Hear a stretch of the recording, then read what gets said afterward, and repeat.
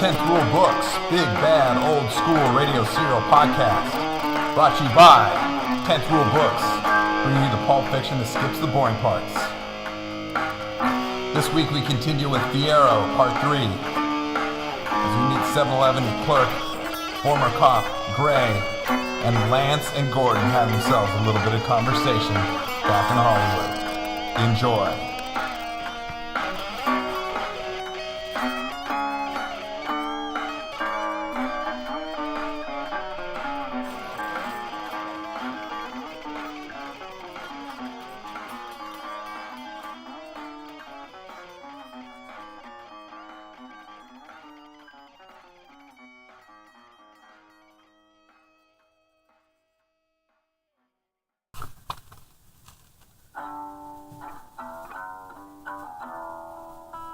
Chapter 6, Gray, Salinas. So this cholo is saying, no hablo. Well, he shows me his right hand, and I know something is up. Like maybe he's telling the truth? Nor a shortage of guys around here who don't speak English, the girl in the hallway top told Gray as he bagged up her 12-pack of Schaefer and carton of Cools. She did not quite have the body anymore for the top she was wearing, but Gray was at the age where he could not be so picky. Actually, he was happy for anyone, no matter what the gender or body shape, who would listen to his stories from his days riding a black and white and keeping order over on the east side. Probably couldn't, but I was speaking the international language. International language? Like love? No, the other international language. Pointing a gun at his ass and yelling, "Get on the floor, motherfucker." Fact is, if I'm in China, or Russia, or fucking Mars and someone points a gun my way and starts yelling, I'm putting my hands up at the very least. The man with the gun points on the floor, I'm on the floor. I guess. Guess my ass, you can't show these bastards any mercy because they sure as hell ain't showing you any. Did he get on the floor? Nope. Wouldn't be much of a story if he did. I kept yelling while he kept saying no hablo while waving his right hand at me, which was supposed to distract me while he brings his left hand around his back. You shoot him? Nah, too much paperwork for that. Nice thing about the standard issue 38 is it's light enough to hold with one hand. He is a lot more distracted by my gun than I was by his stupid hand waving. I caved in the right side of his face before I knew what hit him with my nightstick. Tough little bastard though. Took 3 more swings to bring him down. You kill him? Nah, but I heard he started talking funny after that. Not so much from the nightstick, but the heel of my boot stomping on him after I saw what he was hiding. He ended up in Lompoc. I'm told they called him Stutters. What was behind his back? Goddamn Uzi. The only reason I'm alive is he's having trouble turning off the safety. Jesus. You can see why working here by myself, even at night, doesn't bother me much. Haldertop nodded while Gray counted out her change. He was hoping she would be impressed, but instead she looked like she was sorry she asked him if he hated working by himself. After watching her leave, Gray eyed the kids by the video games. Told the owners of the 7-Eleven not to get a Defender machine. In his experience, both as a former cop and current clerk, Defender was the favorite video game of lowlives. He recommended Pac-Man or some good old-fashioned pinball. Sure, stoners played those too, but they weren't drawn to them the way they were Defender. The last thing they needed was more losers hanging around. He already felt he was working at Scumbag Central. These two certainly looked like they were tweaking hard, but this was no longer his concern. All that mattered in his current position was that they paid the quarter and didn't set any cigarettes on the machine. A year ago, at his old job, it would have been his business. But an excessive force charge took care of that. He couldn't believe punching that woman cost him his badge. So what if she was pregnant? Bitch should have known better than to tell a cop to go fuck himself and hit him with a broom. It was great to know her smart-ass little punk of a boyfriend wasn't even holding. They had drug tested him before he went into a coma. Gray may have still been a cop. After keeping his job after a questionable shooting, not questionable to him, he couldn't believe they were going to toss him over roughing up a couple of junkies. He'd gone from keeping the streets safe to watching for shoplifters, checking IDs, and giving out correct change. He kept a close eye on the kids, hoping one would be dumb enough to steal something. He considered going out front to have a cigarette, just to get them thinking he was not watching.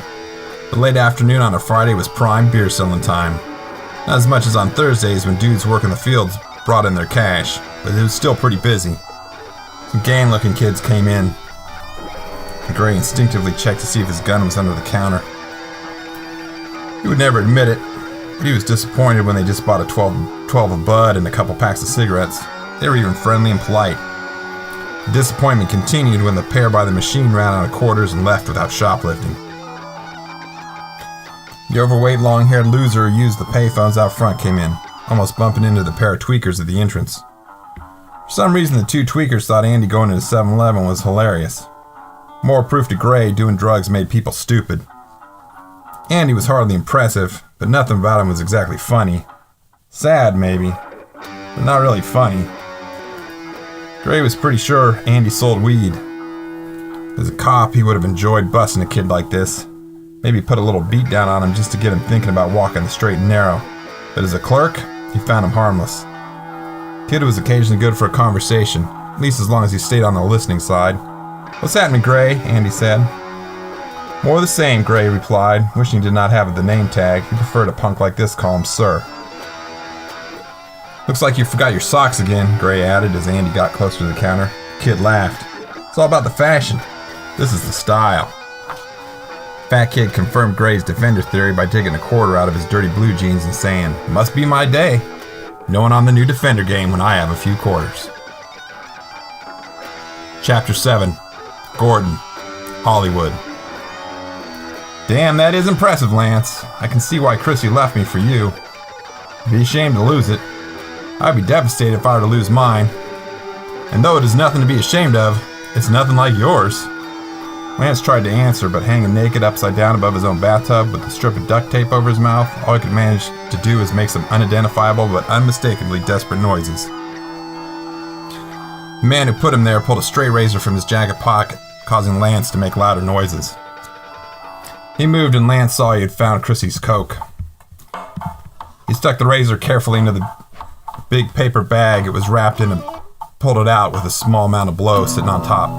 He snorted it up and wiped his nose before turning to Lance. "I know Chrissy gave you my coke, Lance.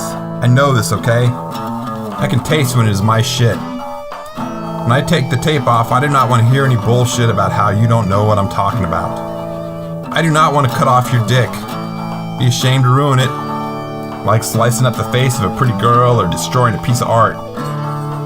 Thing is, Lance, I have destroyed a piece of art. And I have cut a pretty girl's face. If you try to fuck with me, I will cut your magnificent cock right off. You understand what I'm saying? Shake your head." Lance shook his head. "Now the other thing I want to clear up is I know Chrissy did not tell you she stole the coke from me.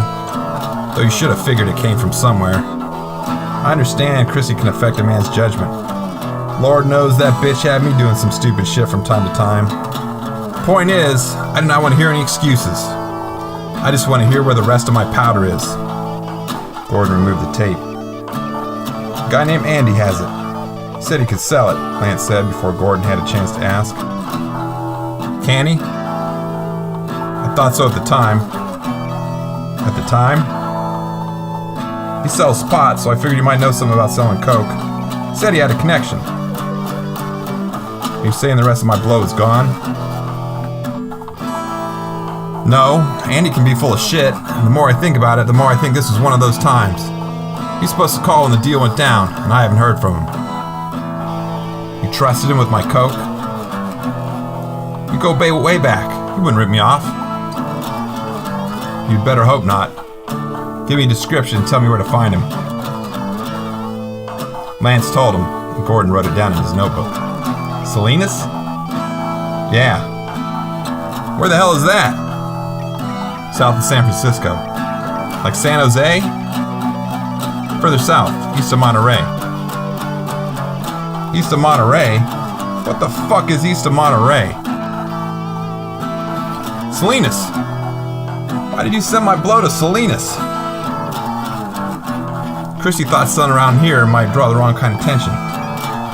She wanted my dealers around here thinking we might be competition." You believed that bullshit? Made sense at the time. Gordon shook his head. She was riding away. He was not sure she already had it. He sure as hell would have figured it out when she and her boyfriend started dealing powder.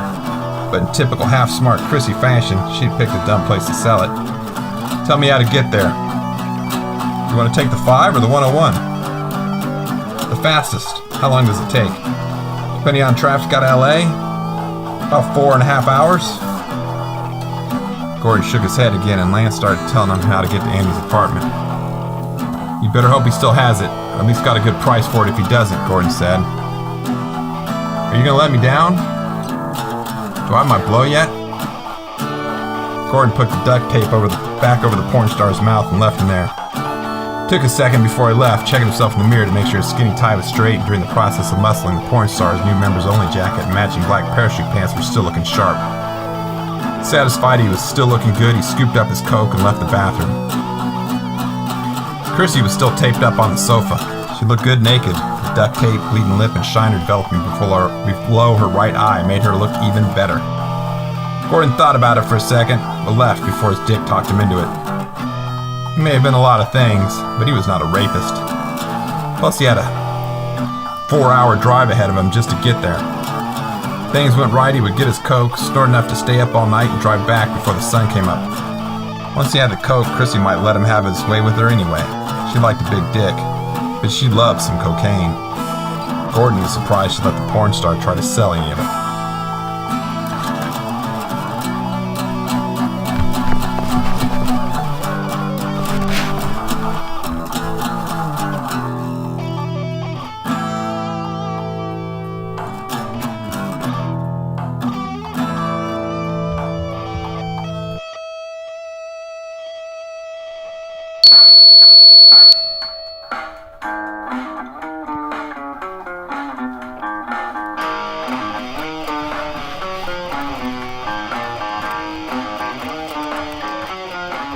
You've been listening to the 10th Rule Books, Big Bad Old School Radio Serial Podcast, brought to you by 10th Rule Books, bringing you the Pulp Fiction and skips the boring parts.